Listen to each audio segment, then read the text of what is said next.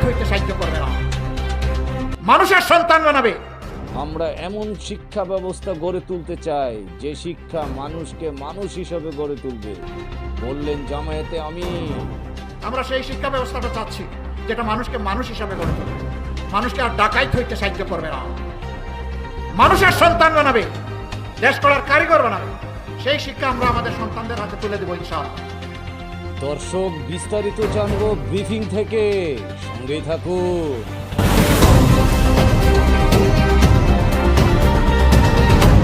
শিশু জন্ম নেওয়ার পরে তার পুষ্টি, তার স্বাস্থ্যের পরিচর্যা এর দায়িত্ব সরকারের।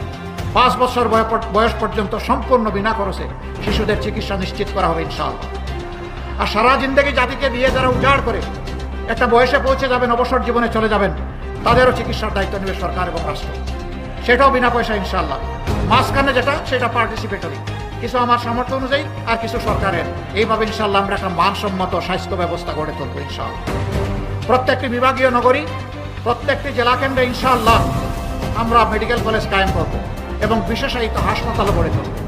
আর যে সমস্ত জায়গায় শ্রমঘন এরিয়া, সেখানে শ্রমিকদের জন্য আলাদা বিশেষায়িত হাসপাতাল হবে।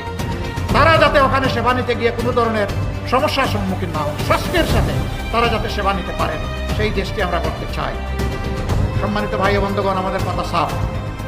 আমরা আল্লাহর দরবারে ওয়াদাবদ্ধ, জনগণের কাছে ওয়াদাবদ্ধ। জনগণের রায়ের মাধ্যমে, ভোটের মাধ্যমে, ভালোবাসা সমর্থনের মাধ্যমে আল্লাহ যদি এই দেশ পরিচালনার সুযোগ আমাদেরকে দেন, আমরা ইনশাআল্লাহ কাউকে আর চাঁদাবাজি করতে দেব না। ইনশাআল্লাহ এই দেশে কারো দুর্নীতি করার সুযোগ থাকবে না। এই দেশে রাজার ছেলে রাজা হবে, বংশানুক্রমিক পরিবারতান্ত্রিক রাজনীতি এই দেশে আর চলবে না।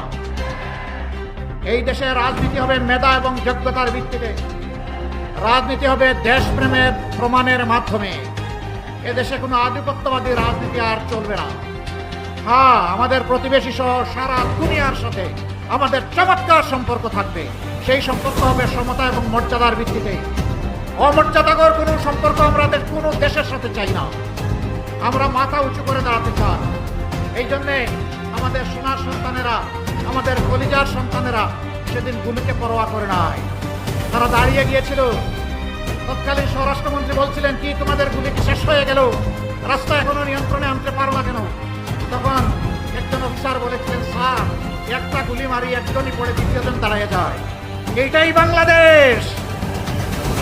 এই যুব সমাজকে থামানো যায়নি, থামানো যাবে না ইনশাআল্লাহ। আমরা শব্দ নয় সত্য বলি, আমরা গুজব নয় খবর দেই। সদা জাগ্রত আমাদের চোখ, খবর আগে, সত্য সবার আগে। বাহাদুর লাইভ নিউজ একটি নিরপেক্ষ, নির্দলীয়, আন্তর্জাতিক সোশ্যাল মিডিয়া। সত্য জানুন, সচেতন থাকুন। আল্লাহ হাফিজ।